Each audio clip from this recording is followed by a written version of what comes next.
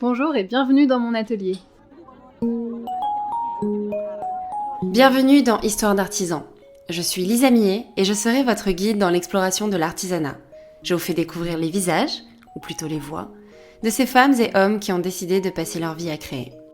Aujourd'hui, nous accueillons Justine Dablan, vitrailliste. J'ai rencontré Justine par l'intermédiaire d'Instagram. C'est Arnold d'Alger, peintre sur céramique et sur soie, que vous pouvez retrouver dans l'épisode 10, qui m'a partagé son profil lorsque je lui ai dit que j'adorerais interviewer un ou une vitrailliste. Justine est d'une patience incroyable. Je tenais à le souligner. L'épisode que vous allez écouter est le deuxième que l'on a enregistré, puisque j'avais raté le premier enregistrement. Lisa Le Boulet. Finalement, on a été encore plus bavarde que lors du premier essai, puisqu'on se connaissait encore mieux. Lorsque Justine parle de sa passion, elle fait une comparaison avec une histoire d'amour. C'est très poétique, et on se plonge avec elle dans cette romance qui ne fait que commencer. On l'espère pour elle. Et qui lui fait vivre des expériences incroyables. J'envie notamment son anecdote qui reflète exactement ça. J'en profite aussi pour vous dire que j'ai lancé un jeu en début d'épisode, Casser les préjugés des métiers de l'artisanat. J'espère que ça vous plaira. Belle écoute!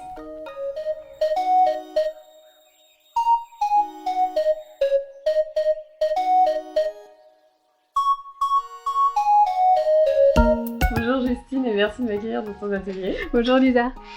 Pour cet épisode, j'ai voulu lancer un nouveau concept qui m'a été inspiré par la créatrice de Métropolite, qui a un autre podcast, qui est, d'ailleurs je vous conseille parce que c'est sur voyager grâce à la nourriture et personnellement j'ai adoré.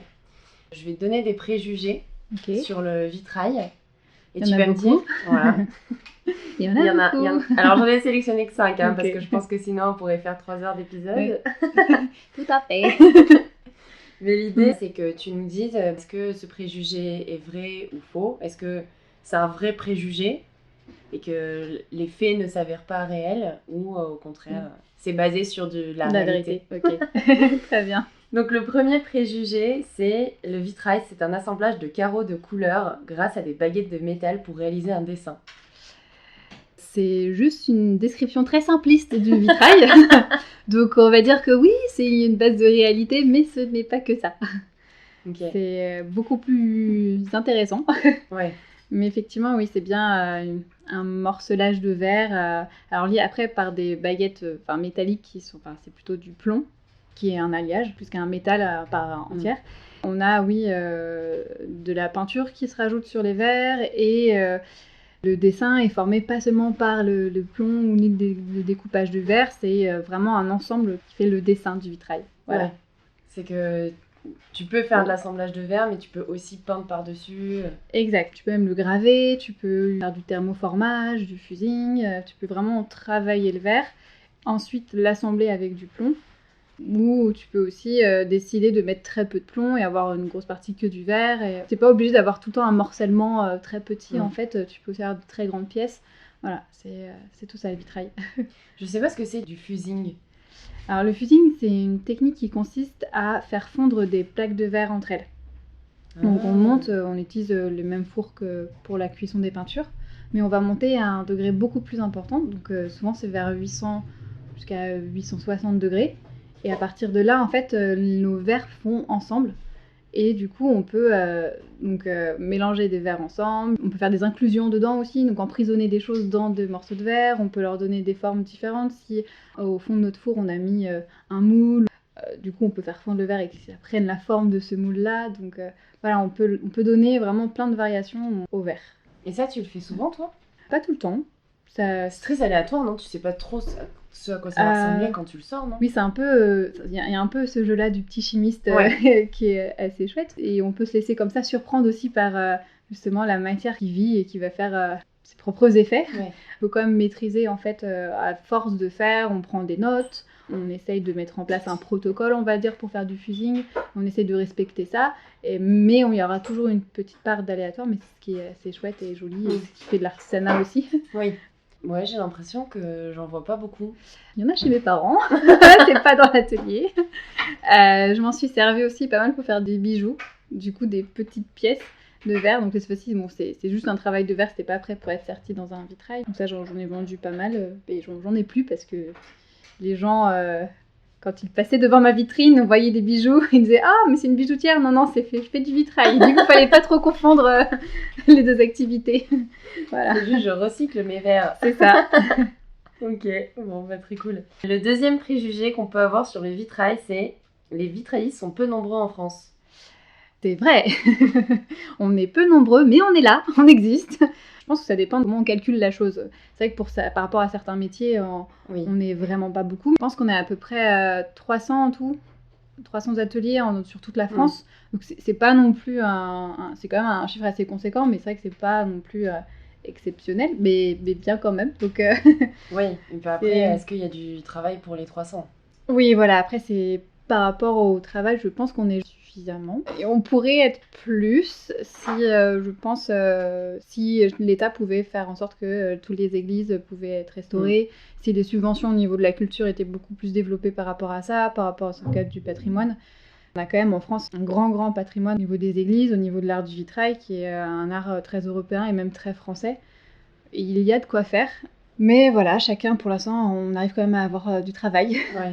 C'est ce que j'ai vu en faisant ma petite étude. Les fameux 90 km² de vitraux en France.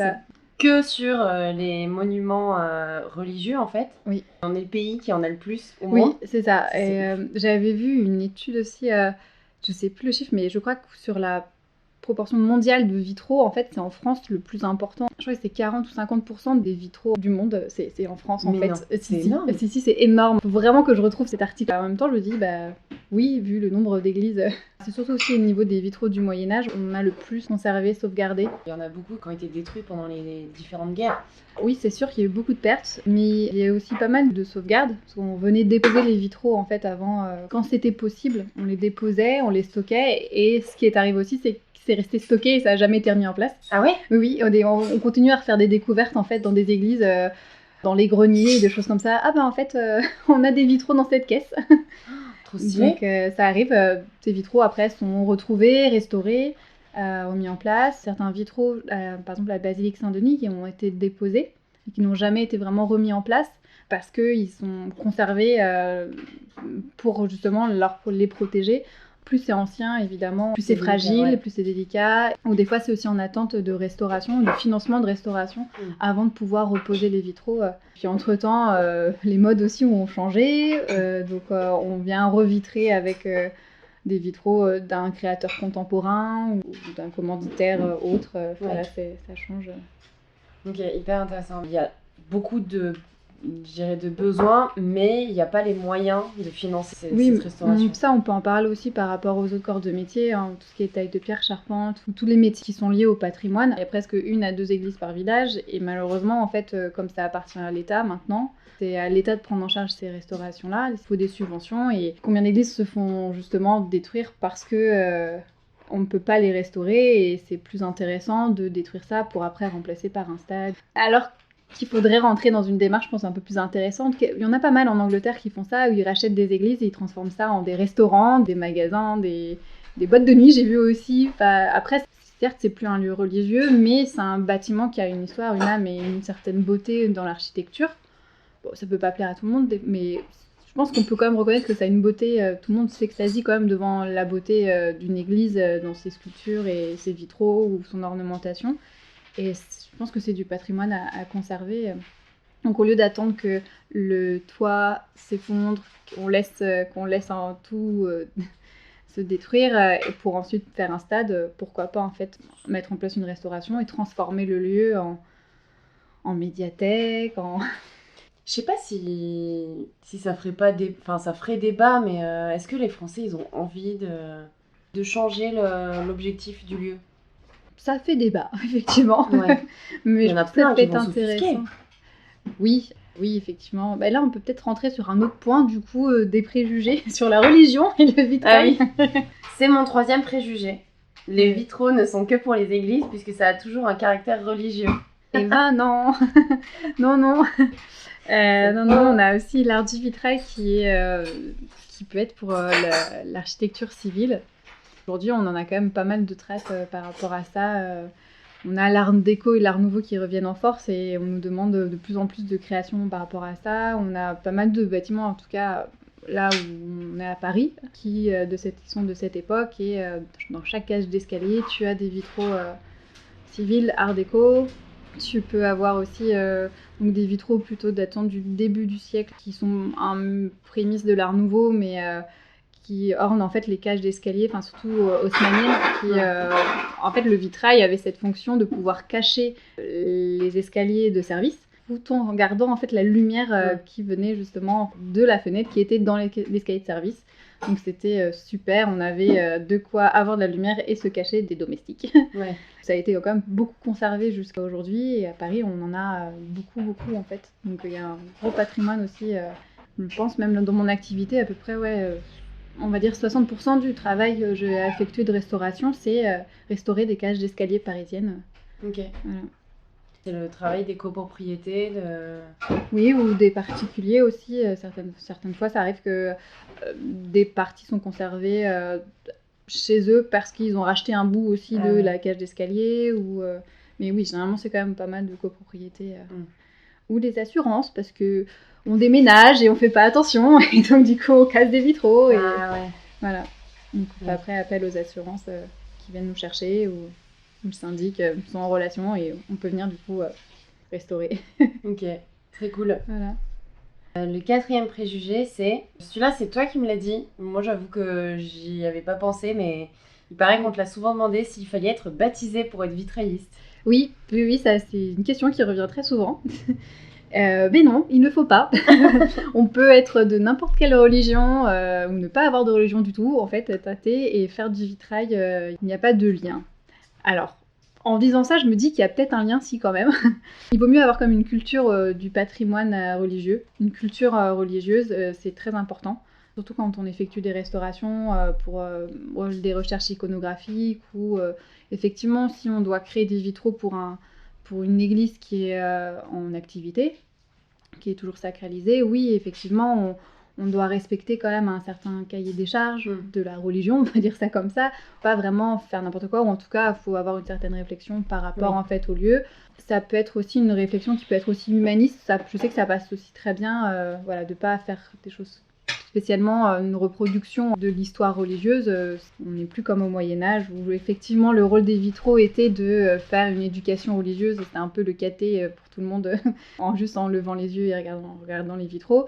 Aujourd'hui, on fait des démarches un peu plus, on va dire, spirituelles, intellectuelles. Mais du coup, on peut intégrer des notions un peu plus humanistes et moins lancées sur des textes très précis au niveau de la religion.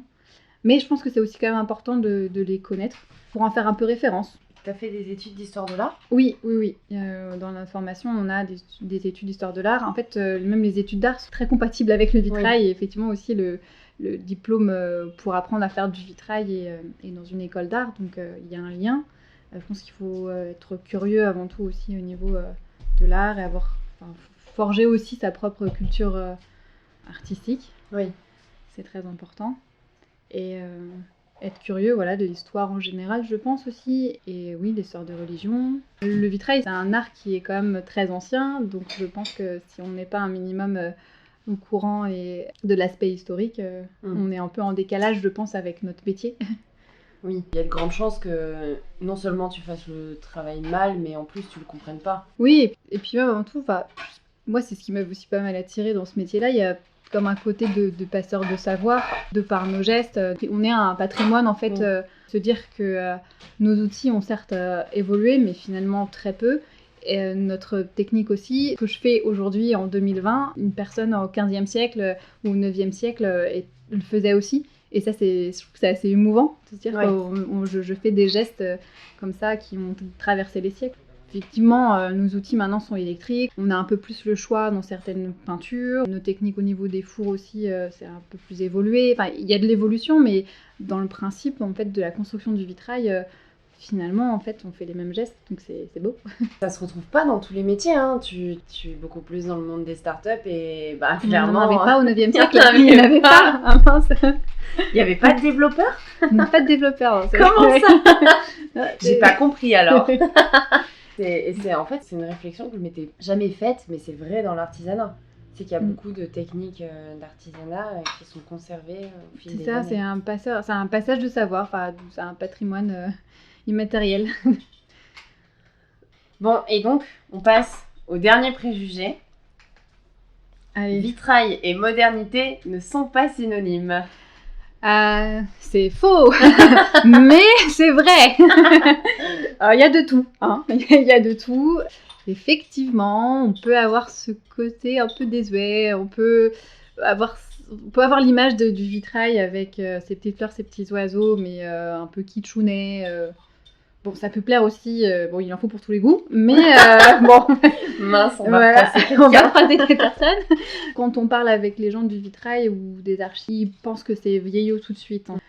Alors que non, on peut faire des choses vraiment très modernes et je pense que c'est un peu de notre faute aux nouvelles générations parce qu'on n'a pas su encore se développer et montrer qu'on existait vraiment et on n'a pas su éduquer le public à voir des vitraux modernes. J'espère que ça change un petit peu plus là avec les réseaux sociaux. On essaye d'être tous un petit peu plus actifs et de présenter, grâce à des podcasts, par exemple, l'art du vitrail et expliquer que c'est moderne. Et en invitant les gens aussi à venir voir sur des sites internet, faire des créations tout à fait en adéquation avec l'art aujourd'hui, le style d'aujourd'hui et l'environnement dans nos appartements aussi. Voilà, aujourd'hui, je pense qu'on a envie de mettre du vitrail, mais c'est plus seulement pour une question d'utilité ou une question religieuse ou quoi que ce soit, mais juste une envie de déco, en fait. D'avoir des arcs-en-ciel dans son appart. C'est ça, par exemple. D'avoir des petits bijoux aux fenêtres. Oh, j'aimerais trop. Voilà. Je me posais la question, est-ce qu'il y a des restrictions ? Moi, j'ai mon appart et on m'a dit, tu peux pas faire n'importe quoi. Tu peux pas décider, par exemple, de changer les volets. Parce que ça rentrerait pas dans le style en fait par rapport à la façade. Ouais. Est-ce que c'est le cas ? Est-ce que je peux dire moi j'ai envie de remplacer cette fenêtre par un vitrail ? Si tu es propriétaire, normalement il n'y a pas de souci. La fenêtre, tu peux faire ce que tu veux. Sauf si ta façade est classée ou il faut respecter par exemple si c'est une fenêtre en bois ou en PVC. Mais par exemple tu as fait le droit de mettre un double vitrage au lieu d'un simple vitrage. Il n'y a pas de souci en fait. Ça c'est bon. Pour esthétiquement je dois pas respecter quelque chose. Si, la seule chose, c'est les montants, en fait. Si ta fenêtre est en bois à l'origine et que la façade est classée, oui, tu vas devoir refaire une fenêtre en bois. Ok. Si ta façade n'est pas classée, non, tu peux remettre une fenêtre en PVC. Par exemple, ta fenêtre, si elle est en bois, elle peut être avec du double vitrage, c'est correct, en fait. Et je peux mettre un vitrail sur du PVC ?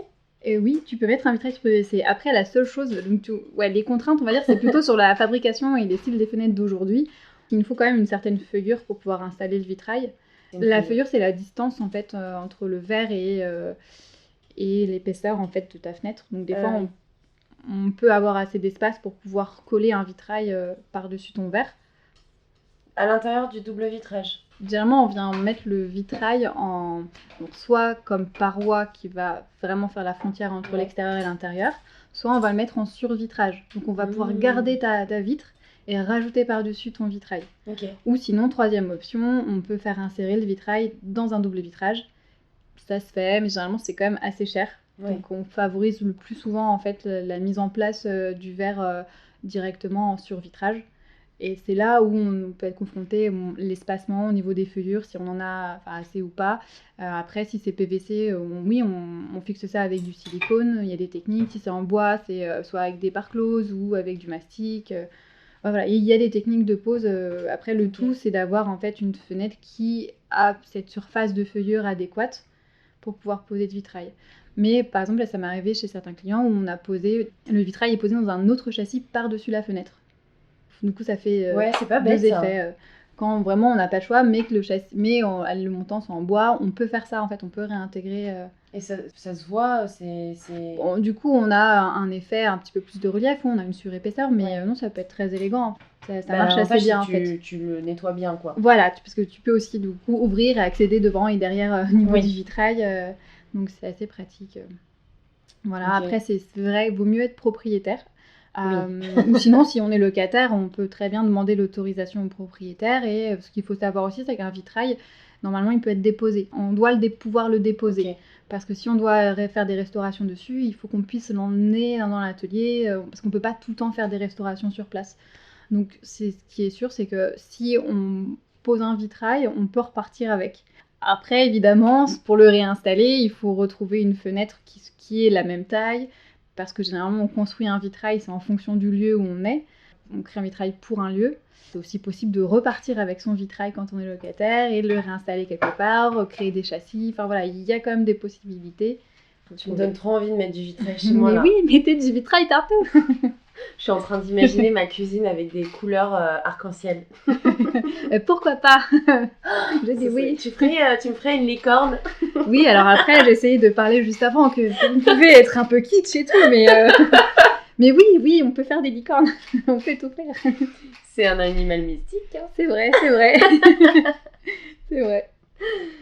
Bon, trop bien. Bah écoute, on a cassé ces préjugés. C'est bon. Maintenant, on peut passer à toi.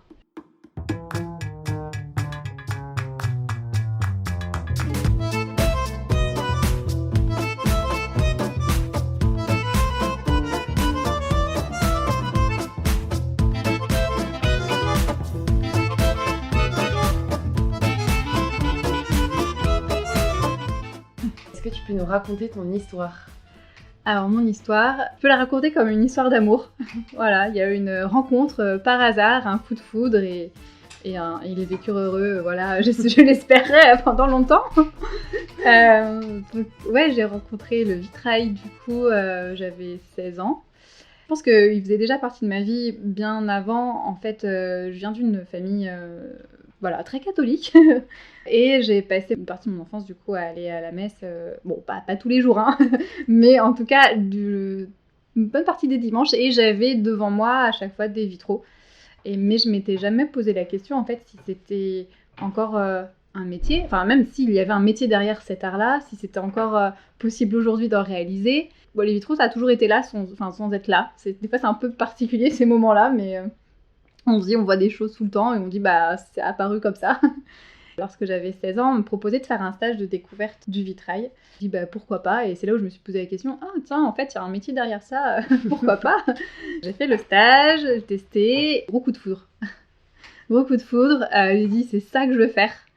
C'est génial, à 16 ans, en fait, on se cherche, on sait pas trop ce qu'on veut faire. Enfin, moi, j'avais quand même déjà un domaine bien précis, c'était dans le milieu artistique. Alors, vu que je prenais déjà pas mal de cours de dessin, j'ai des parents qui m'ont pas mal encouragée, ils ont vu que effectivement il y avait un petit truc artistique chez moi, et donc ils m'ont toujours inscrit à pas mal d'activités culturelles, artistiques. Et du coup, là, je me suis dit, ah ouais, je veux bien faire ce métier, je veux bien faire vitrailliste, pourquoi pas. Donc j'ai réfléchi, j'ai regardé quelles études effectuer. Donc mes parents ont quand même voulu que je fasse une formation générale, donc je suis allée jusqu'à un bac littéraire. Et après le bac, du coup, j'ai regardé ce qui pouvait exister, donc on n'avait pas trop le choix. Quand on a du coup 18 ans, difficile de refaire un CAP. Donc du coup, j'ai regardé les diplômes post-bac, donc c'était les diplômes des métiers d'art. Et il n'y avait que 2 écoles pour faire ça en France, donc il y avait à Arras, qui n'existe plus maintenant, et Olivier de Serres, à Paris. Pour intégrer cette formation-là, quand on vient d'un bac général, on nous demande de faire une prépa en art, donc qui s'appelle une MANA, une mise à niveau en art appliqué, qui n'existe plus aujourd'hui parce qu'il y a une réforme, du coup c'est différent. Mais bref, à l'époque, du coup, voilà, il fallait passer donc un concours pour entrer dans cette MANA-là, qui préparait au concours des écoles. J'ai eu la chance de pouvoir intégrer une MANA, la prépa, et réussir mes concours. J'ai pu intégrer du coup Olivier de Serres en section diplôme des métiers d'art DMA vitrail. Voilà, ça a été les meilleures années de ma vie. Ça a duré 2 ans, diplômé en 2 ans. Après, on nous propose, soit on travaille tout de suite dans des ateliers, mais généralement, on nous prévient, il vaut mieux continuer à pousser un peu plus ses études, à faire un peu plus de stages, parce qu'effectivement, en fait, en 2 ans, même si on a une formation qui est assez complète, même plutôt très chargée, ouais. En 2 ans, on n'a pas encore tout le savoir et on n'a pas encore assez de pratique. Un métier d'art, c'est 10 ans quand même de pratique avant de vraiment dire on le maîtrise. Donc, il faut aller chercher en fait un peu plus de savoir. Là, moi, j'ai fait une formation en plus qui est une formation complémentaire en peinture sur verre. Donc, c'était déjà quelque chose qui m'attirait à cette époque, vraiment la peinture sur verre. Donc, j'ai choisi cette formation-là, qui est en 1 an. Sinon, on avait la possibilité de faire un master en sciences et techniques de conservation du patrimoine à la Sorbonne en vitrail, mais ça rajoutait 4 ans d'études, avec 2 premières années qui sont très axées, en fait, très théoriques, avec retour de cours de physique-chimie, et voilà, c'était pas trop mon truc. J'étais plutôt... non, je vais plutôt faire de la pratique. J'ai fait non, on va continuer. Et, j'aime bien les pinceaux, moi. Voilà, je vais rester là-dedans. Enfin, maintenant, je me rends compte que cette formation a été chouette à faire, mais là, je la referais peut-être plus maintenant, en fait, que quand j'étais plus jeune, à la sortie de l'école. La Sorbonne ? Ouais. Mais voilà, en fait, j'ai des amies qui, elles, ont continué dans cette formation-là, et du coup, je travaille beaucoup en collaboration avec, qui me permet d'apprendre finalement sur le tas. Mais c'est vrai qu'il y a certaines choses, je me suis dit, ça aurait été pas mal de pouvoir faire ça, mais bon. En fait, ce qu'il faut savoir, c'est que quand on n'a pas ce diplôme de la Sorbonne, on n'a pas le droit de restaurer des vitraux en fait antérieurs au 19e siècle. En tout cas, des vitraux publics. Et il n'y a que la Sorbonne qui donne ce... Oui, il n'y a que la Sorbonne qui donne ce diplôme-là. C'est abusé, non ? Non, c'est pas abusé. Je pense que ça permet de vraiment cadrer et protéger aussi la restauration des vitraux pour pas faire n'importe quoi. On a déjà eu pas mal de cas avant, en fait, où n'importe qui pouvait se dire restaurateur et restaurer des vitraux datant du 15e, et en fait, on peut les détruire parce qu'il ne faut pas faire n'importe quoi. C'est vrai qu'il faut quand même quelques années d'études pour pouvoir prendre conscience, voilà, on ne peut pas utiliser tel ou tel matériau, ou il y a des protocoles de restauration, et justement, je sais plus comment ça s'appelle, il y a un protocole qui est mis en place pour tout ce qui est en Europe, en fait, pour qu'on soit tous du même niveau au niveau de la restauration. C'est les accords de Venise, ou j'ai pas envie de dire de bêtises, mais je sais plus exactement ce que c'est. Les accords de quelque part. Voilà, et du coup, ça s'étudie, ça se met en pratique. Je suis contente maintenant de pouvoir apprendre sur le tas, en fait, avec ces personnes. Mais à cette époque, non, là, je ne voulais pas refaire 4 ans d'études en plus. Ouais. Voilà. Mais en fait, ce que je trouve abusé, c'est dans le sens où... Bon, après... c'est ce qu'on disait au début, il n'y a peut-être pas forcément beaucoup de vitraillistes, donc il n'y en a peut-être pas forcément beaucoup qui ont envie de faire ça, mais ouais, j'aurais eu tendance à dire, et si tu le veux et que tu postules et que tu l'as pas, en fait... Généralement, toutes celles qui ont postulé pour faire ce diplôme-là, en fait, l'ont eu. Okay. Même il y a des années, il n'y avait personne.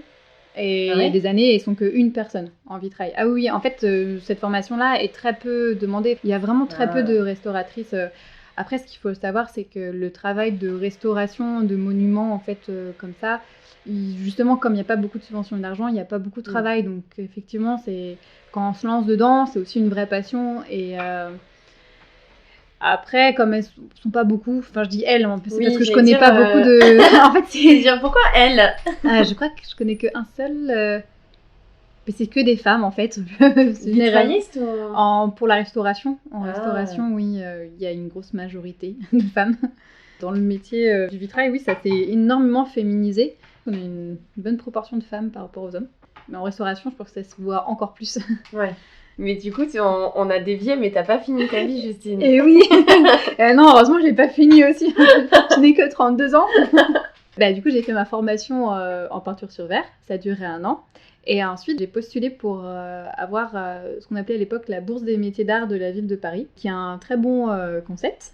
En fait, on crée un accord entre un artisan parisien et la mairie de Paris, ce qui nous permet en fait de pouvoir travailler pendant 1 an dans cet atelier, et on est payé par la mairie de Paris et non pas par l'atelier qui nous embauche, qui accepte en fait l'accord du stage d'1 an. Cette année, j'ai accepté une stagiaire pareil en fait avec ce même principe.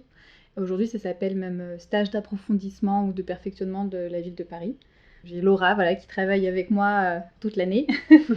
je lui permets de se former et transmettre du coup une partie de mon savoir. Et moi, je sais que cette année-là m'a vraiment beaucoup aidée. Me dire que pendant 1 an, je peux travailler à faire du vitrail et prendre pas mal de savoir et prendre de l'expérience et faire en sorte du coup de me dire que je suis OK pour le monde du travail, en tout cas pour le vitrail. Je vois comment fonctionne un atelier, comment se passe le relationnel avec les clients, comment faire pour gérer justement toute l'organisation qu'on ne voit pas quand on est à l'école, de comment on organise les chantiers, comment on crée ses devis, et se retrouver aussi face à pas mal de situations où il faut réfléchir, alors comment poser un vitrail dans telle situation. Le client souhaite proposer, veut en fait quelque chose de très précis, du coup il faut réfléchir comment est-ce qu'on peut le faire. Enfin voilà, il y a plein de situations en fait de la vie d'un atelier qu'on n'a pas forcément en fait à l'école.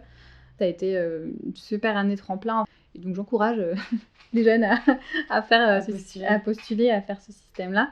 Parce qu'effectivement, trouver au bout de 3 ans un métier, enfin un CDD ou un CDI aujourd'hui, c'est un peu compliqué. Ça existe, mais c'est pas évident. Et aujourd'hui, ce qu'on a un peu plus, c'est les demandes de prestations. Donc il faut être auto-entrepreneur. J'en connais beaucoup qui se mettent à leur compte afin d'être employés dans des petits ateliers. Parce qu'effectivement, on n'est pas beaucoup, et aussi on n'est pas beaucoup de gros ateliers qui sont capables de payer des CDD, CDI. Donc, comme moi aujourd'hui, je suis capable d'accueillir une stagiaire apprentie, mais je ne peux pas prendre un salarié à temps plein en CDD ou CDI. Donc, voilà, ces systèmes-là permettent en fait de pouvoir se dire que pendant un an, je suis sûre de travailler et prendre de l'expérience. Quand tu sors d'études de vitrail, il y a 95% des gens qui se lancent à leur compte. Non. Oui et non. En fait, déjà, on est plutôt 95% à continuer nos études. Ouais. C'est plutôt à continuer des études. On est certains changent complètement aussi de voie. Ça peut arriver qu'une ou deux ou personne arrive à trouver un petit CDD ou on continue à faire des stages. Oui, on peut dire qu'après, on finit tous par plus ou moins monter sa boîte au bout de quelques années. Et c'est très rare qu'une personne qui a fait les 2 ans en DMA se lance tout de suite, en fait, dans l'obtention d'un atelier à son compte. Ok. C'est plutôt rare. Ouais. Souvent, on est 6, par exemple, à Olivier de Serres à sortir de l'école diplômée. Et sur les 6, oui, généralement, on n'est que... Pardon, de ma promo, on est 3, de la moitié, en fait, à avoir continué vraiment dedans ou être installé aujourd'hui. Ok. Il y a des promos, des fois, tout le monde fait une reconversion. Des promos où il n'y a qu'une personne. C'est vrai qu'il n'y a pas beaucoup... Ouais. Les reconversions adultes, beaucoup se mettent à leur compte tout de suite après. C'est là où il y a le plus de personnes aujourd'hui en tant que vitrailliste. Ceux qui ont fait les études en commençant par le CAP à 16 ans, le BMA, plus après le DMA, ils sont très rares. Et il y en a quelques-uns, mais généralement, oui, c'est très rare. Je pense que la plupart des personnes qui sortent des BMA ou CAP, je pense qu'il y a plus de la moitié qui arrêtent, en fait, qui se reconvertissent dans d'autres études. Je pense que plus on est âgé, qu'on décide de faire du vitrail, plus ces personnes-là, en fait, vont rester dedans et c'est elles qui se mettent à leur compte. Après, je pense qu'il y a une certaine logique, c'est que quand on a 40 ans et qu'on se reconvertit dans le vitrail, on n'a pas les mêmes finances qu'une petite jeune de 20 ans qui est dedans. T'as eu une, entre guillemets, une première vie qui t'a potentiellement... rapporté de l'argent. Et surtout qui t'a aidé à savoir comment gérer un business. Aussi, et ça, c'est pas des trucs que tu sais quand t'as pas trop, 23 ans, quoi. Non, ouais. Si on peut parler des reconversions professionnelles, je trouve ça chouette, mais en même temps, dans tous les métiers d'art, je trouve ça un peu... Je pense qu'il y a quand même une réflexion à se poser et des fois, on se lance un peu trop vite. Il faut quand même 10 ans pour apprendre un métier, pour bien le maîtriser. Il faut prendre le temps et je pense qu'il faut savoir être humble se dire qu'il faut que je prenne le temps d'apprendre. Oui. Et généralement, quand on fait une reconversion, quand on est adulte, on ne prend plus ce temps-là. Parce qu'on doit prouver à Pôle emploi que j'ai fait le bon choix de quitter un CDI. Si je monte une entreprise, c'est tout de suite, il va falloir que je fasse de l'argent. Ce qui nous crée en fait des personnes qui, oui, ils font du vitrail, mais pas bien. Moins bien en tout cas. Je dis pas que c'est tout le monde, hein. Il y a aussi des gens qui se disent, non, je dois pouvoir faire des choses de qualité et qui sont capables d'en faire, mais c'est pas souvent une grosse majorité. Les ateliers qui travaillent bien, c'est les personnes qui ont pris vraiment du temps en fait avant à faire en fait un apprentissage, y compris le temps en fait d'apprendre et que ceux qui se sont lancés parce qu'ils ont eu un CAP en fait en 6 mois et du coup ils pensent être vitraillistes et du coup tout de suite je me mets à mon compte et je vais faire des vitraux, mais bon après le souci c'est que ça crée déjà du tort au métier et puis aussi ce que j'ai remarqué c'est qu'on a le droit aussi de s'installer sans avoir de diplôme. C'est quelque chose d'assez intéressant dans le milieu de l'artisanat en fait, c'est que c'est pas totalement encadré, donc on peut faire un stage juste de loisir de vitrail et après se dire je m'inscris en tant que vitrailliste et on n'a pas besoin de diplôme à prouver en fait, et du coup on peut être professionnel sans diplôme. Bon, c'est un autre débat, c'est autre chose. Non mais c'est intéressant parce que ça veut dire que cadré, même pour l'acheteur en fait... Oui, il n'y a pas de... Tu n'as pas affiché ton diplôme? Si. En fait, si, je l'ai plus. Enfin, il est tombé. Comment dire? En fait, si, je l'avais affiché. J'ai même aussi l'attestation d'artisan d'art, mais je ne l'ai jamais remonté. Du coup, ça doit être tombé. Ok. Ouais, c'est clair que... Parce que j'allais te poser la question, comment on reconnaît un bon d'un mauvais vitrailliste? Est-ce que sur le vitrail, ça peut se voir? Ah oui, alors en fait, ça peut se voir. Déjà, si les soudures, c'est des gros pâtés, par exemple. Si on décide de faire des choses très géométriques, en fait, on a les plombs qui sont pas raccords les uns en face des autres. Si, par exemple, les traits, c'est pas des traits droits. Enfin, si... on fait des choses arrondies, en fait c'est des patates. Déjà en fait en termes de graphisme, bon, ça peut se voir. Après, le vitrail peut avoir cette magie-là où waouh, des morceaux de verre ensemble, lumière et tout, ça peut faire waouh, on voit pas trop, mais je pense que c'est important en fait si on veut acheter du vitrail ou enfin faire un vitrail, c'est vraiment pouvoir comparer. En fait, il faut faire des comparaisons, même si on peut être attiré, alors après chacun a son propre style, et on peut être attiré par tel ou tel style de vitrailliste, mais je pense que c'est vraiment important de pouvoir aller voir sur les sites, parce que chaque vitrailliste a un site, un book, ou se déplacer dans les ateliers et vraiment faire la comparaison. Après, le relationnel, c'est sûr que ça va beaucoup fonctionner.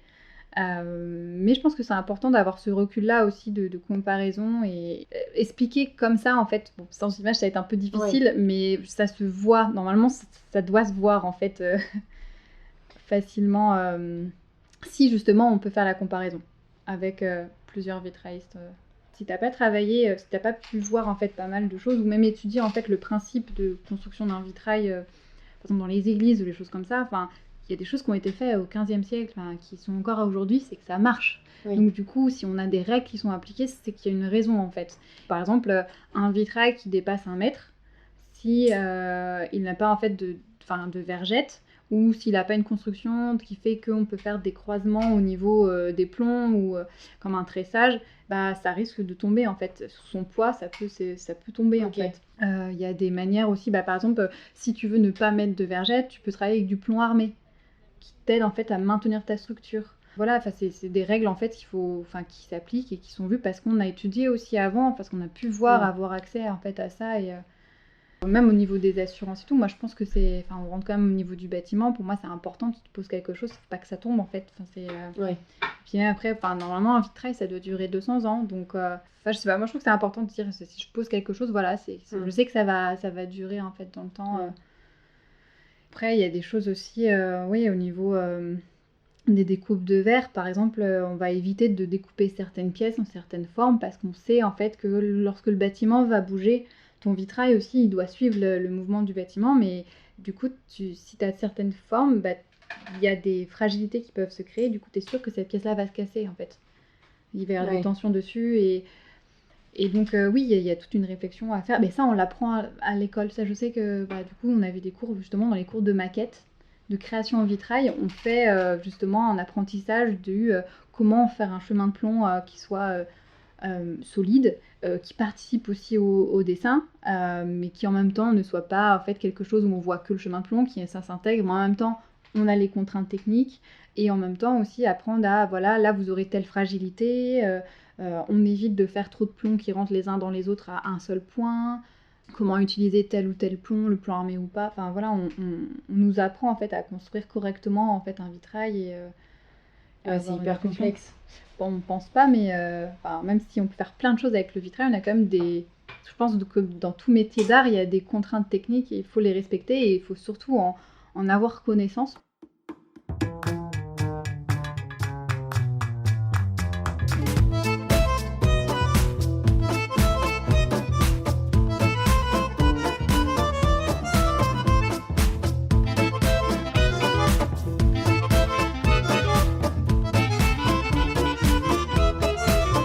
On en est toujours sur ton histoire, Justine. Et oui, toujours sur la vie. Toujours pas fini. On dévie. T'as pas fini ton histoire.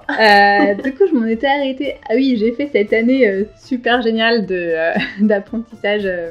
Peinture sur verre. Pas de peinture sur verre. Là, j'étais dans un atelier en fait parisien avec la mairie de Paris en subvention, en bourse. Et après j'ai pas trouvé de travail. Après, ça a été une petite période creuse.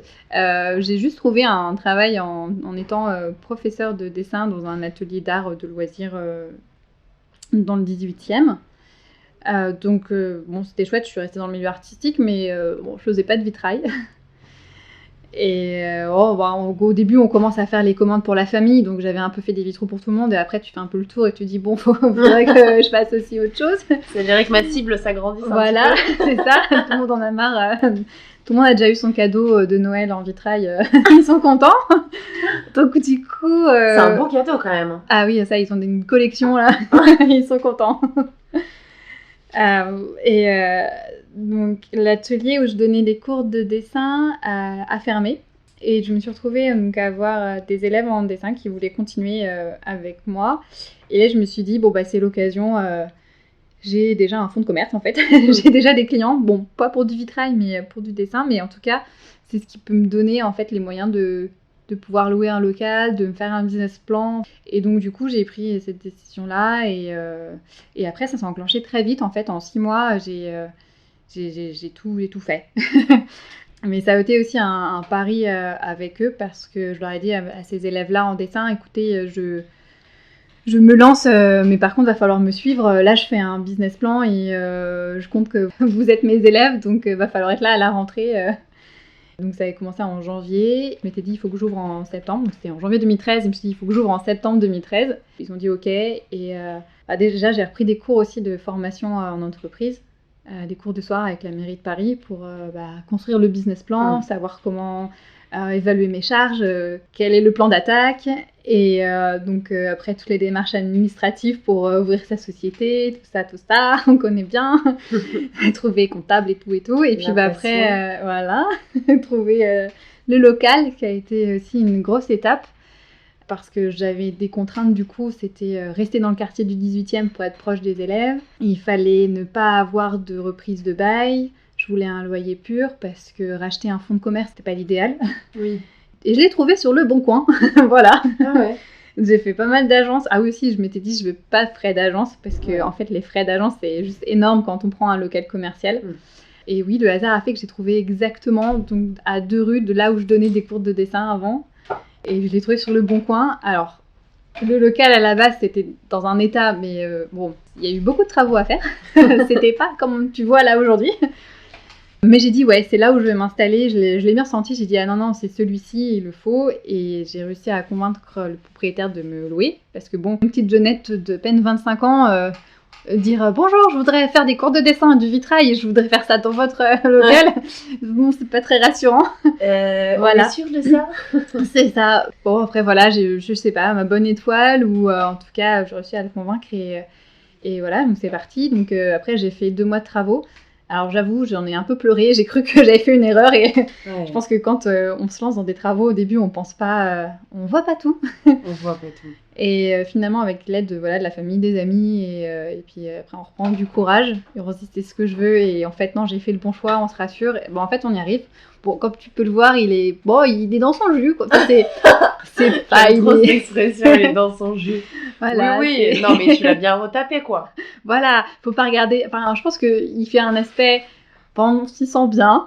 Après, faut pas regarder faut pas regarder dans tous les détails, effectivement. C'est pas parfait. Mais lui aussi, il a une histoire, Justine. Voilà, c'est ça. C'est ça qu'il faut se dire. Il faut se dire. Pour plus que tout le monde me dise, c'est un atelier, il faut que ça reste un atelier. Donc, moi, j'ai de la chance, c'est pas une boutique de luxe. Donc, j'ai pu faire des finitions a priori.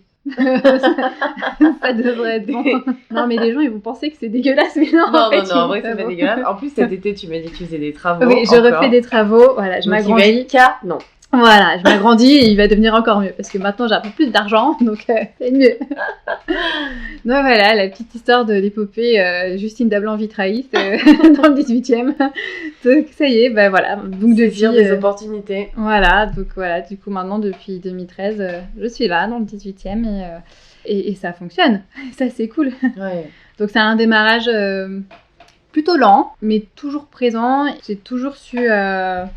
passer chaque année en fait et là je suis assez contente parce que ça fait la 2e année où vraiment je peux me dire ok je me paye et j'ai des commandes, ça commence à être régulier, je commence à être on va dire connue dans le quartier en tout cas, à avoir de la clientèle un peu plus rapidement mais bon faut toujours faire des démarches et je me rends compte que là je suis aussi passée je pense à un certain stade où il ne faut plus s'arrêter seulement en fait à la clientèle de quartier si je veux vraiment pouvoir évoluer un peu plus et oui j'ai un peu comme tout le monde envie de gagner un peu plus ma vie et donc du coup ça veut dire aller chercher plus d'opportunités et donc c'est faire du démarchage plus fort ce qui n'est pas non plus la super qualité de tous les artisans. Mais voilà, ça s'apprend et je mets un pied petit à petit. Ça commence par faire un podcast avec toi, d'accepter quelques interviews et essayer d'être présent sur les réseaux sociaux.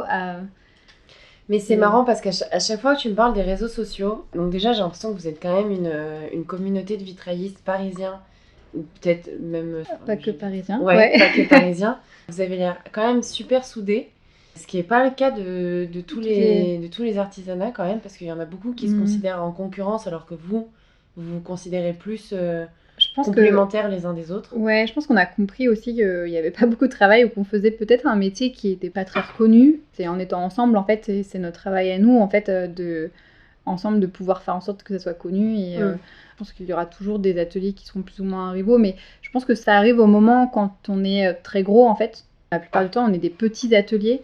Et donc, on sait que tout seul, on est moins fort qu'ensemble.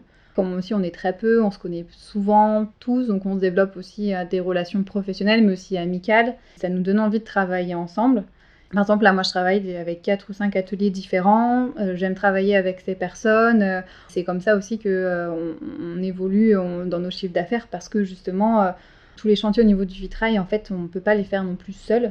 Il y en a certains, oui, mais la plupart du temps, non, il faut être à plusieurs. Et comme c'est difficile en fait d'avoir un employé, autant se donner du travail entre petites entreprises. Donc on fait du B2C. Non, B2B. Ah, j'avais révisé avant. Je t'ai dit, je vais le placer. Ah je me suis trompée. Bon, bref. Donc du coup, voilà. Tu veux dire, on est prestataires les uns des autres. Ouais. En fait, on travaille entre sociétés. Ok, je l'ai mal placé. Mais bon, c'est pas grave. Ce serait la petite boulette du podcast. Du coup, voilà, on sait que on peut s'employer les uns les autres. Aussi, on peut répondre à des appels d'offres ensemble. Finalement, il existe des gros ateliers, mais il en existe très peu. J'ai te demandé, c'est quoi la grosse entreprise de vitraillistes en France ? Alors, en tout cas, dans la région parisienne, on a ce qu'on appelle France Vitrail, qui a une 15aine d'employés, je crois. Ensuite, on a son autre concurrent qui s'appelle Vitrail France. Mais non. En plus, à l'origine, c'est recherché. Non, mais il y a toute une histoire, en fait. À l'origine, c'était les mêmes... ils étaient associés chez Vitrail France. Et après, ils se sont séparés. Et en fait, il y en a un qui a créé France Vitrail et l'autre Vitrail France. C'est J'ai l'impression de voir la pub Twix. C'est ça, en fait.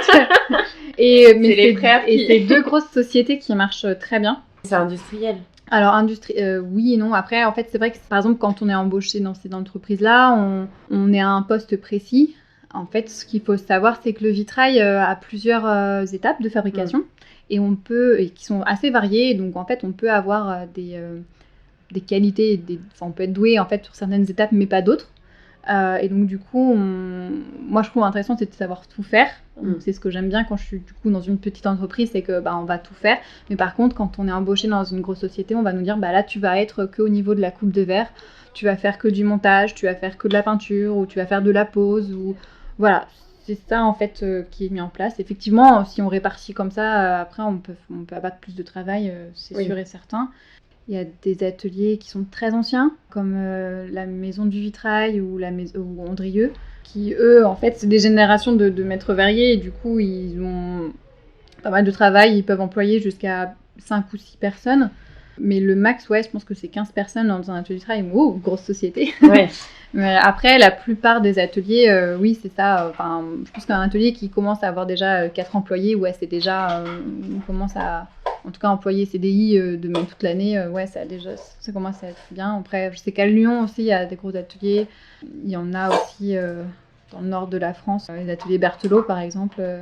Il y a quand même des gros ateliers. Aussi, il y a 3 aussi, un super atelier... Flavie Vincent Petit, la manufacture Vincent Petit, c'est un grand atelier. Et généralement, c'est souvent les grands qui se tirent dans les pattes. Bon, après, je pense que ça fait partie du truc. C'est vrai qu'ils sont après en concurrence sur des appels d'offres et des chiffrages qui ont rien à voir avec ce qu'on peut avoir nous. En fait, ça peut aller jusqu'à des millions d'euros. Hein. Donc, du coup, c'est sûr que c'est pas pareil. Donc, quand on est un petit atelier où... je pense qu'il vaut mieux s'entraider et on a pris conscience aussi, en tout cas dans, on va dire, mon cercle social de vitraillistes, que chacun a des capacités et des compétences qui, si on se met ensemble, en fait, on devient plus fort. J'ai une amie qui est meilleure ouvrier de France en peinture sur verre, donc je sais qu'il y a certaines choses, si je me sens incapable de réaliser, elle sera capable de le faire, ou elle va pouvoir aussi m'apporter des techniques pour que j'améliore moi aussi mon travail, en fait, pour pouvoir en fait produire mieux en fait et proposer de la qualité. Je pense que c'est important pour l'art du vitrail et notre métier, en fait, que ça se valorise comme ça. Par exemple, j'ai quelqu'un ça fait 30 ans que lui qui fait ce métier-là en tant que poseur et coupeur de verre dans une grosse boîte. Il vient me donner des conseils aussi. Voilà, c'est du savoir-faire qu'il faut aller chercher. Et ils ont 30 ans de pratique de métier, ils ont déjà vu beaucoup de choses. Ces gens-là, il faut les écouter. Et pareil, voilà, je travaille avec des gens des amis qui sont...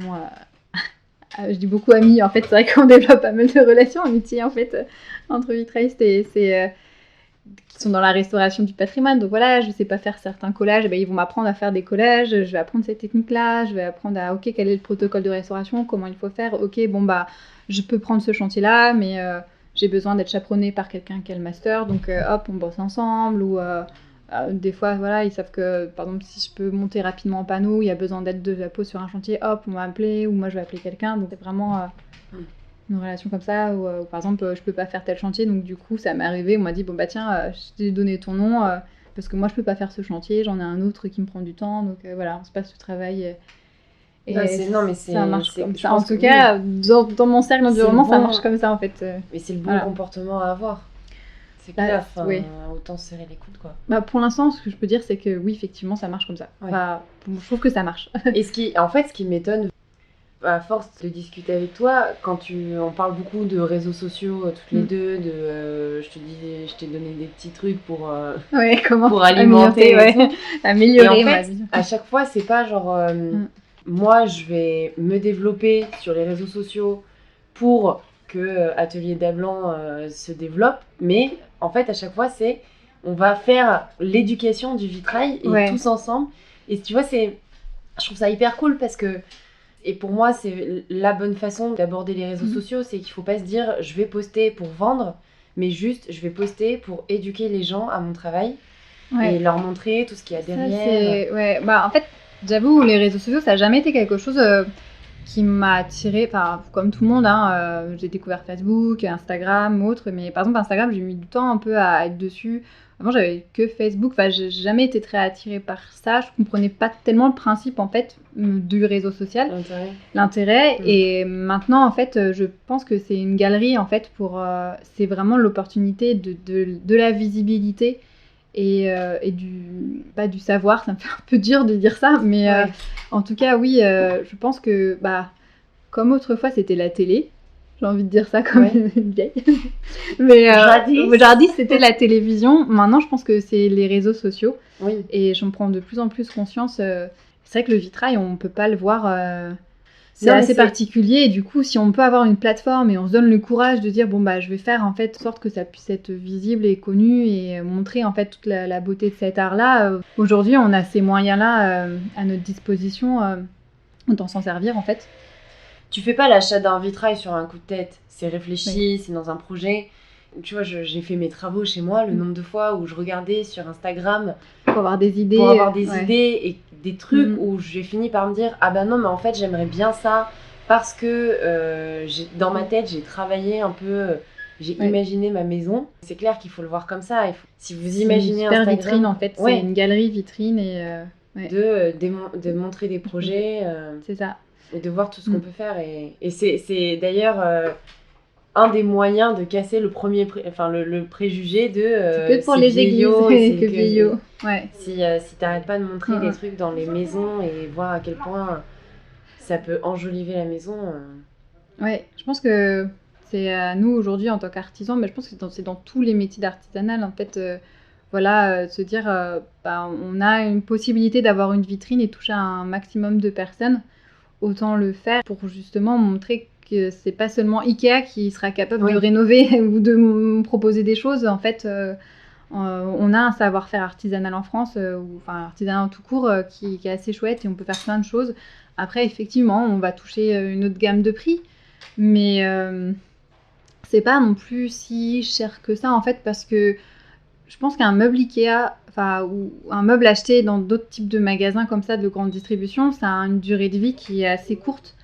Certes, c'est pas cher à l'achat, mais la durée de vie est courte. Alors qu'en fait, si on achète par exemple un vitrail, effectivement, c'est pas non plus, c'est cher, mais pas non plus super cher. Mais ce vitrail, ça va durer 200 ans, quoi. Un meuble fait par un ébéniste, effectivement, il y a toute gamme de prix. C'est pareil, on peut avoir du super luxueux, mais aussi une gamme... des fois, j'ai été étonnée de voir certains prix de meubles sur mesure qui faisaient le même prix que le haut de gamme à Ikea. Et en fait, fait par un ébéniste. Et ton meuble, tu vas pouvoir le garder pendant des générations. Ça peut. Enfin, du coup, c'est ça à prendre en compte. Et aujourd'hui, effectivement, on peut ne pas avoir les moyens tout de suite aussi, en fait, pour s'acheter des choses. Donc oui, on va aller faire au plus rapide, mais des fois, c'est bien d'avoir en tête qu'il existe d'autres possibilités et que ça peut être pour plus tard et mettre de côté pour ça. Après, oui, le vitrail, c'est pas non plus quelque chose qui est si hors de prix, en fait. On arrive quand même à faire des prix, effectivement, des prix d'artisanat sur mesure, mais c'est pas hors de prix, en fait. On n'est pas dans du... C'est pas les mêmes prix que chez Dior, hein. Je sais pas trop comment expliquer la comparaison, mais... De ce que j'ai compris en discutant avec toi, c'est que dans le vitrail, et comme dans beaucoup d'artisanat, il y a la matière première qui rentre en compte, le verre. Le verre, est-ce que tu peux peut-être nous donner le prix du verre le moins cher au mètre carré et le prix du verre le plus cher, juste pour se rendre compte de l'écart que ça peut être, quoi. Le moins cher au mètre carré, je crois qu'on peut avoir du 30 € du mètre carré. Ouais. Et au plus cher, on peut aller jusqu'à 300 ou 400 € du mètre carré, en fait. Ouais, donc c'est immense. On a une bonne fourchette. Oui, c'est ça. Et après, on peut faire des créations. Enfin, si on utilise, je sais pas, on fait une cuisine et on veut une cuisine avec du marbre, c'est sûr que c'est plus cher qu'une cuisine avec pas du marbre. Mais c'est ça, ça dépend quelle essence de bois aussi on peut utiliser. Mais oui, effectivement, je pense que dans tout métier artisanal, en fait, c'est ça. Certes, oui, les matériaux ont un coût. En plus du coût aussi des matériaux, il y a aussi le coût de la fabrication manuelle. Oui. Et ça, je pense que c'est important aussi à se dire que, en fait, il faut que ça reste comme un certain prix parce que nous aussi, on a le droit de vivre. Non, mais c'est clair. Et que le travail, justement, ce savoir-faire manuel, en fait, des années d'apprentissage où, justement, c'est 10 ans de pratique, ça se paye, en fait. Ce savoir-faire se paye. Et je pense que c'est important que ça reste quand même à un certain prix. Alors, je peux rassurer tout le monde, on sera toujours moins cher qu'un ingénieur. Hein. C'est sûr qu'en termes de tarifs horaires, voilà. C'est vrai qu'on se... Donc, en fait, on se dit « Ah là là, c'est trop cher », mais... Ben non, si on regarde quand tu regardes le TJM d'un ingénieur en banque ou finance, il sera toujours plus élevé, en fait, qu'un artisan. Ouais. C'est sûr. Donc, en fait, si on a ça en tête, on se dit « Oh, bah finalement, c'est pas si cher que ça, l'artisanat ». Et après, pitié, ne faites pas descendre notre taux journalier, s'il vous plaît. Ce que tu dis, c'est que ça se fait pas en un an. Oui, c'est comme un musicien ou un sportif, c'est à force de faire, en fait, de pratiquer. Et, parce qu'il faut aussi développer, en fait, des compétences physiques. Il faut que le corps apprenne, la main apprenne, en fait, comment tenir le pinceau correctement, comment tenir la roulette correctement, comment reconnaître après, en fait, quand on découpe le verre, exactement où sont les tensions. Je vois des fois des gens qui coupent, en fait, et qui font que gruger, ou qui découpent en plusieurs fois. Moi, on a commencé à m'apprendre, non, en fait, ton verre, les coupes, il faut réussir à faire en sorte que ton geste, en fait, cherche à avoir la perfection, dès que tu coupes, ça soit détachable en une seule fois, qu'il faut pas tout le temps détonner, taper le verre en dessous pour le détacher. Gruger, en fait, c'est vraiment, là j'en termes des termes techniques, en fait, quand on coupe le verre, on utilise une roulette, on vient marquer le verre pour le détacher, mais il peut arriver que l'on sorte, en fait, de la forme qui nous est définie à découper, et du coup, on va utiliser une pince qui s'appelle une pince à gruger pour venir, en fait, grignoter le verre. En fait, cette pince-là, elle est là, normalement, juste pour quelques petits endroits, mais on ne doit pas faire toute la pièce avec, non pas non plus utiliser une meuleuse pour tout remettre. Normalement, quand on coupe avec le coupe-verre, on doit être au calibre propre, et c'est un gain de temps, en fait, aussi, et c'est précis, sauf que des fois, on ne nous enseigne pas tout ça, et bref, il faut des années de pratique, c'est un coup de main à apprendre, en fait, pour justement, en fait, réussir à manier ces outils correctement, en fait, comprendre comment ça fonctionne, et c'est pareil pour le montage, c'est à force d'en faire, on comprend comment... Enfin, il y a des règles en montage et on comprend plus facilement après comment ça se passe et on va être capable de pouvoir les faire. Les soudures aussi, c'est pareil. Il y a des manières de souder, pour faire des soudures propres et précises. Et surtout en peinture aussi. En peinture, il faut pas mal de pratique pour avoir un trait au pinceau qui soit juste et droit. On va pas venir gratter. Parce que j'en vois beaucoup faire ça, en fait, où ils font un trait de peinture et puis après, ils passent... c'est un concours de grattage pour récupérer son trait et tu perds du temps. Non, normalement, ton trait, tu le fais... il est beau, il est propre, ça gagne du temps. Oui. Et en même temps, tu es sûr dans ton geste. Et c'est pareil, c'est l'apprentissage de comment utiliser différentes peintures, retrouver des techniques aussi de peinture. C'est... Ouais, voilà, je pourrais parler encore des heures, de plein de choses. Ouais. Et si j'en reviens au prix, je me disais, plus t'as de plomb, et plus c'est cher, non? Oui, parce que, alors, si on a beaucoup de plomb, ça veut dire qu'on a beaucoup de découpage de verre aussi. Donc, pas mal de morcellement. Beaucoup d'assemblage. Donc, ouais, beaucoup d'assemblage. Et aussi, quand on découpe du coup le verre, tout va dépendre des formes. Si on fait que des carrés, bon, ça devrait aller, on ne devrait pas avoir trop de pertes. Si par exemple, tu as des formes avec des creux, des pleins, des liés, tu ne peux pas perdre de la matière en fait, obligatoirement, tu vas avoir des chutes. Ça se paye aussi en fait. Et effectivement, oui, et plus tu as de pièces, bah, du coup, ton montage il va être plus long à faire, tu auras plus de soudure, donc obligatoirement plus de matériaux. Donc, plus des étapes du coup un peu plus longues. Donc oui, ça va coûter plus cher. Après, on essaye de ne pas non plus faire trop de plomb. Oui. Il faut trouver un juste équilibre hein. Dans la création d'un vitrail. Le plomb, il a son utilité, mais on ne doit pas avoir que le plomb en fait. Je pense qu'il est important, c'est que ce soit un dessin et que ce soit quelque chose qui soit... Oui, mais enfin, tu vois, genre, je regarde ce que tu as dans l'atelier, mais ça peut aussi faire partie... Ah, mais oui, en fait, c'est tout en faisant partie du dessin, oui. il doit avoir sa... Comment dire ? Sa fonction décorative. Exactement. Par exemple, des fois, ce qui est dommage, c'est si on place mal, en fait, notre plomb pour des choses... On va dire souvent, c'est figuratif. Bah, tout d'un coup, on va voir que ce plomb et on va plus comprendre l'élément. Après, si on va travailler vraiment dans la géométrie... Effectivement, là, en fait, c'est là où le plomb, il a toutes ses lettres de noblesse, et que c'est lui qui va faire le tracé, en fait, des formes, et ça passe un peu mieux. Non, je pense que c'est important, c'est quand on va faire vraiment plutôt du figuratif, où là, en fait, c'est important de savoir gérer le plomb et ce chemin de plomb pour avoir quelque chose d'artistiquement intéressant, cohérent. C'est des baguettes de plomb, c'est ça, que tu as sans ? Oui. Et comment tu fais quand ton trait, il est pas droit ? Si j'ai pas des lignes droites, en fait, le plomb, c'est un alliage qui est plutôt intéressant parce qu'il a cette capacité à être mou et souple, mais tout en étant résistant. On peut lui donner de la forme que l'on souhaite. Mais généralement, à chaque fois, quand j'ai mes premiers élèves, ils me disent « Ah, en fait, c'est mou. Ah, on peut le tordre. Ah, c'est fou. » Et oui, du coup, c'est pour ça qu'on peut faire des formes c'est vrai que j'imaginais ça comme du métal, quoi. Alors, super dur. Et non. Ah oui, et ça m'a fait penser à quelque chose, un a priori qui nous est souvent dit, c'est par rapport au plomb, mais vous coulez le plomb en fait. Alors oui, non, j'ai pas mes hauts fourneaux là, non, je ne coule pas le plomb. Non, en fait, on achète des baguettes qui sont déjà formées. On a des fournisseurs qui font ça. Alors, autrefois, on utilisait aussi un laminoir. Donc en fait, on achetait le plomb déjà formé en forme de hache. Assez large. On le passait dans un laminoir pour pouvoir avoir nos différentes tailles parce que le plomb on peut avoir différentes un laminoir c'est un truc qui va te découper, qui va plutôt l'étirer. Ah, oui. C'est un peu comme une machine à pâte. Ouais, c'est ce que j'allais dire. Tu mets ta pâte et voilà. Et des pastas de plomb. Ouais, à mon époque, Olivier de Serres, on avait un laminoir. J'ai fait ma première année où on apprenait à faire notre propre plomb. Donc c'était génial parce qu'on pouvait faire les tailles et les hauteurs différentes que l'on souhaitait pour nos vitraux. Maintenant, ça a disparu en fait et on achète directement en fait la taille que l'on souhaite. J'ai différentes caisses qui sont là plus ou moins bien, elles sont cachées, bien rangées. Et du coup voilà, j'ai différentes tailles, différentes épaisseurs de plomb, différentes hauteurs de plomb, différentes gammes. Voilà, maintenant on achète comme ça en fait les caisses de plomb. Très clair.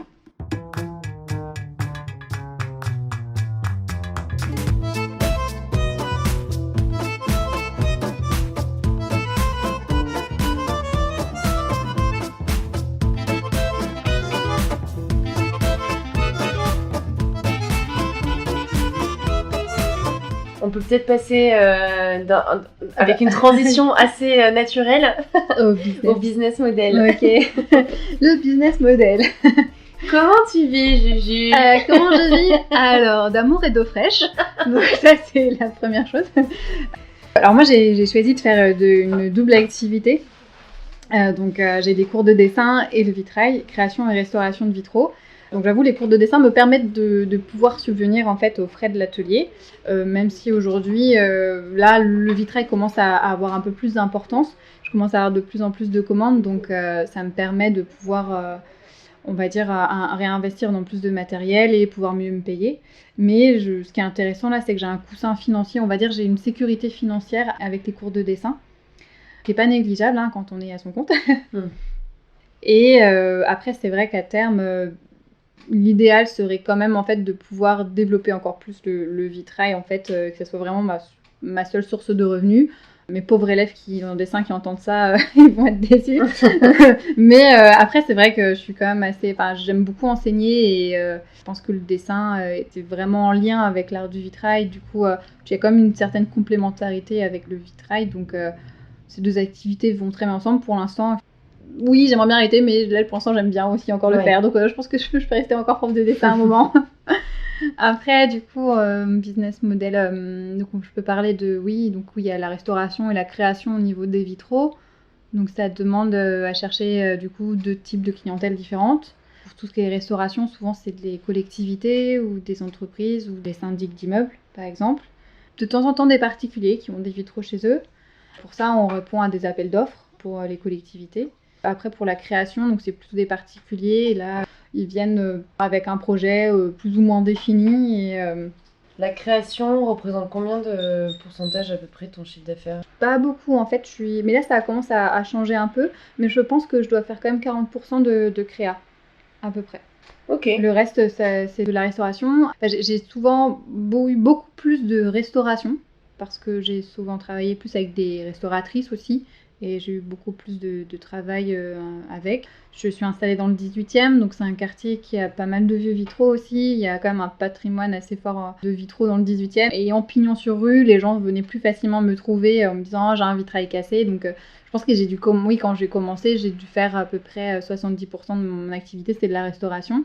Et là, plus les années commencent à passer, en fait, plus j'arrive à commencer à tirer de la clientèle pour de la restauration, pour de la création. Pour de la création. Petit lapis. Effectivement, à terme, j'aimerais bien faire au moins un 50-50, voire même plutôt un 60% de...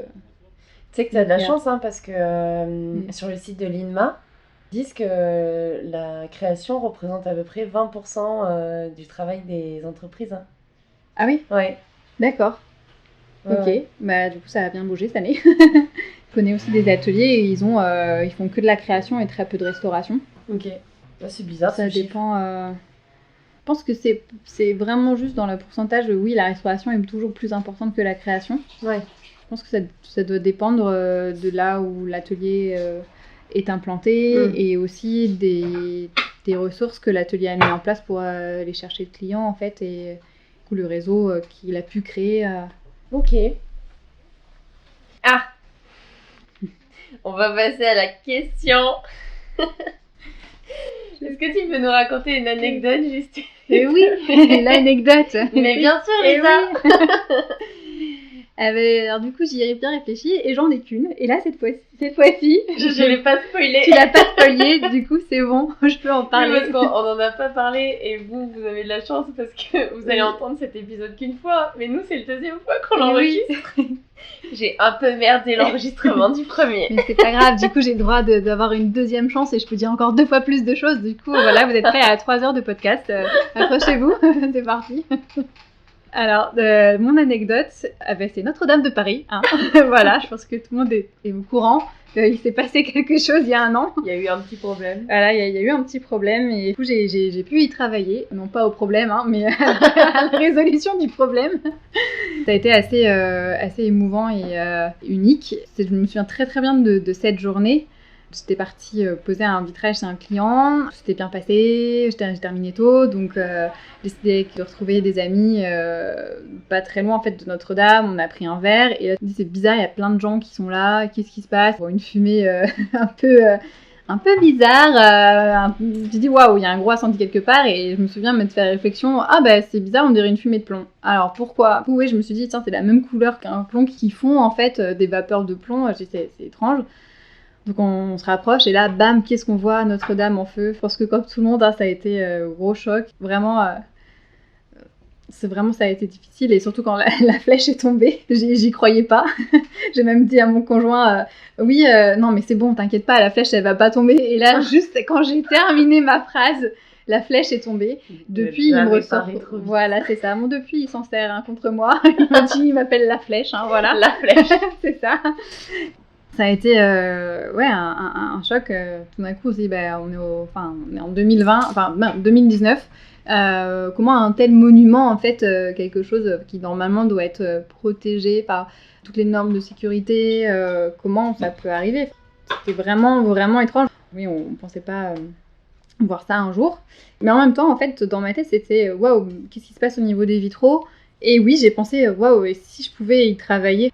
Ce soir-là, j'ai eu pas mal d'appels et de textos de mes amis. Tout le monde pensait à moi, en fait. Là, c'était assez étrange. C'était comme si c'était mon anniversaire, en fait. Je reçois plein de messages et là, tout le monde me disait « on va peut-être avoir besoin de vitraillistes, on va peut-être avoir besoin de toi. » Je me suis dit ouais, ça serait cool. Mais bon, c'est Notre-Dame, quoi. C'est triste, mais ce serait cool. Ouais, et puis même aussi, je me suis dit, moi, je suis un petit atelier. Ouais. Tu vois, c'est Notre-Dame de Paris, c'est un gros chantier. Pourquoi est-ce que je pourrais y aller? Et en fait, oui, en fait... En fait, on sous-estime ces relations. Comme on parlait tout à l'heure de ces collaborations, c'est plutôt ça. Je travaille donc pas mal avec un atelier qui s'appelle l'atelier Muranaise, qui est pas très loin d'ici, à la place de Clichy. Elle est restauratrice, elle a le diplôme en restauration de la Sorbonne. Elle a pas mal travaillé pour pas mal de monuments. Elle a été appelée pour constituer en fait une équipe pour venir déposer les vitraux du nef et du chœur de Notre-Dame pour déjà permettre la consolidation en fait de l'édifice et les protéger aussi et entamer après une restauration plus tard. Donc ça a été fait donc assez rapidement. L'État en fait a appelé 7 gros ateliers et dont 2 petits, dont celui donc l'atelier Muranaise et un autre qui s'appelle l'atelier d'Isabelle Baudouin. Comme c'est des petits ateliers, du coup elles sont seules à travailler dedans, donc il fallait constituer une équipe d'ouvriers pour faire de la dépose de vitraux. Donc c'est vrai que c'est pas l'étape la plus intéressante au niveau du vitrail, mais là, aller le faire à Notre-Dame, la plus intéressante en termes techniques, mais intéressante en termes de lieu, oui.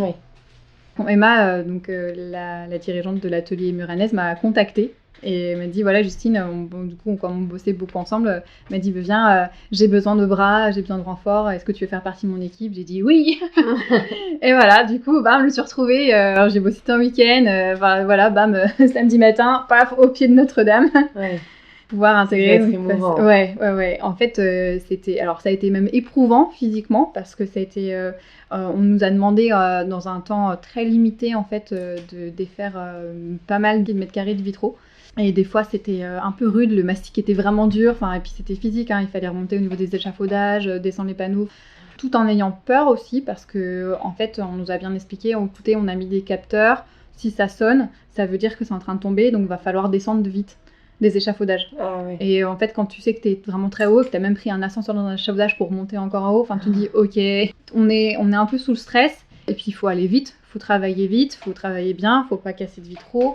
C'est physique et c'est des journées intensives, donc ça a été assez intense, mais après c'est se retrouver au-dessus des chapelles rayonnantes de Notre-Dame, voir Paris en fait aussi comme ça autour de soi, c'est une vue que j'avais jamais vue, voir au plus près en fait aussi la pierre. Bon, les vitraux aussi étaient chouettes, c'est des vitraux 19e qui ont été posés par Viollet-le-Duc mais qui n'avaient jamais été restaurés, donc c'était pas des vitraux du Moyen-Âge, mais par contre après on se penche au-dessus du vide et on regarde et puis là on voit au bout bam la grosse rosace avec les vitraux du 13e. Waouh, c'est impressionnant. Ce qui était impressionnant aussi, c'est de voir le trou en fait, le trou qu'a causé en fait l'effondrement de la flèche. C'était fort, surtout que du coup je suis arrivée peut-être 2-3 semaines après en fait l'incendie, peut-être même un peu avant, 2 semaines après l'incendie, et du coup on avait encore en fait le tas de pierres qui étaient en bas, on avait les poutres malheureusement de ce qui pouvait rester de la charpente qui pendait un peu au-dessus du vide, c'était c'était impressionnant. Donc gros souvenir, grosse anecdote. Grosse anecdote. Voilà. Donc j'en viens à la dernière question, Justine. Comment vois-tu l'avenir de l'artisanat d'art? Alors, très bonne question. Comment je vois l'avenir de l'artisanat d'art? Je pense qu'il y a un bel avenir quand même. C'est sûr que tout va dépendre en fait de sa popularité et de l'éducation de la population par rapport à ça. Mais je pense qu'on est quand même une période où on a tendance à aller chercher de la qualité on va dire, de matériaux. Oui, on est plutôt aujourd'hui dans une démarche un peu plus écologique, on va dire un peu de décroissance aussi, où du coup on veut moins acheter, mais acheter mieux en fait. Et je pense que l'artisanat, c'est vraiment une réponse à ça. Après, effectivement, c'est aussi un coût, bon, mais aujourd'hui, je pense qu'il faut qu'on prenne conscience, qu'on ait conscience en fait de ce que l'on a et de la planète et de l'écologie qui va avec. Alors, est-ce que l'art du vitrail est écologique et c'est écolo? Je suis pas certaine, mais en même temps, on utilise. Est-ce que c'est polluant? Oui, peut-être en utilisation de certaines matières premières. Oui, on vient de me dire oui dans l'oreillette. Effectivement. Je pense que oui. Après, je pense que c'est aussi quelque chose qui est assez pérenne, en fait. Donc, du coup, c'est quelque chose qui va durer dans le temps. Et bon, c'est vrai que si on devait revitrer l'ensemble du monde entier, effectivement, là. Mais non, je pense que... En tout cas, on peut plutôt penser au côté, oui, de décroissance et d'avoir quelque chose de pérenne. Et aussi, ça peut permettre, en fait, à faire passer un héritage. Moi, pour moi, c'est aussi important, en fait, de se dire que, voilà, ce que je fais là, ça va pouvoir durer des siècles. Ça doit être émouvant, ça. De se dire, je vais installer un truc, ça va durer 200 ans. Ouais. Ça va durer plus vite. C'est mieux qu'un enfant, en fait. Exactement. Faites des vitraux. Voilà, s'il vous plaît, faites des vitraux. Partout. Non, mais franchement, c'est puissant comme réflexion de se dire, ça va vivre tellement, ça va vivre peut-être 3 fois ma vie, quoi. C'est ça, si on décide de pas les jeter, les détruire, effectivement, oui. Et même, je trouve que c'est émouvant, déjà, c'est ce que j'aime dans la restauration, quand je restaure les vitraux de cage d'escalier, et tout d'un coup, j'ai l'impression de discuter avec le passé, en fait. Je vois la trace du pinceau qui... Ça. Ouais, c'est émouvant, j'adore. Ouais, c'est mon trip, quoi. Quand je vois les traits de pinceau qui ont été effectués, en fait, par cet ancêtre collègue, en fait... c'est comme si je discutais avec lui, j'ai dit ok gars, pas de souci, la pièce elle est cassée, il faut tout la refaire, mais t'inquiète, je vais faire comme ce que t'as fait, je vais essayer de reprendre ton geste, je vais essayer de m'appliquer au mieux pour faire en sorte que moi je vais laisser un passage de ma restauration, mais en tout cas je veux que ça soit en cohérence avec ce que toi t'as fait, je comprends pourquoi t'as fait ça, ou par exemple aussi c'est assez drôle quand on fait de la restauration, on voit d'anciens vitraux, on se dit ah ok, le gars, toi t'as monté comme ça, tu t'es un peu merdé là. Et quand je monte un vitrail, des fois je me dis qu'est-ce qu'ils vont dire quand ils vont restaurer aussi, ou voilà, du coup en fait on parle entre siècles interposés, et je trouve ça vraiment drôle en fait. Et en vrai c'est hyper poétique. Ok. Non mais je trouve ça trop cool. Genre moi je suis pas sûre que dans 200 ans on écoute mes podcasts. Hein. Pourquoi pas, je sais pas. Peut-être que si. C'est beau. Quand on fait de la création aussi, c'est pareil, on crée, c'est sûr, c'est avec des commanditaires, enfin des clients, et on nous demande des choses, mais on met toujours sa personnalité et sa petite patte dedans. Tu te dis, ça va rester aussi pour des générations, et peut-être qu'un jour on dira, les vitraux d'Ablan, ils faisaient ça. Ils étaient beaux. Oui. Ok, voilà. Trop bien. Écoute, sur cette belle note positive d'histoire. Oui, de passion, et vive le vitrail. Merci beaucoup Justine. De rien, avec plaisir. Et puis on se revoit pour l'enregistrement du 3e épisode. Eh ben oui, allez, run 3, c'est parti. C'est ça.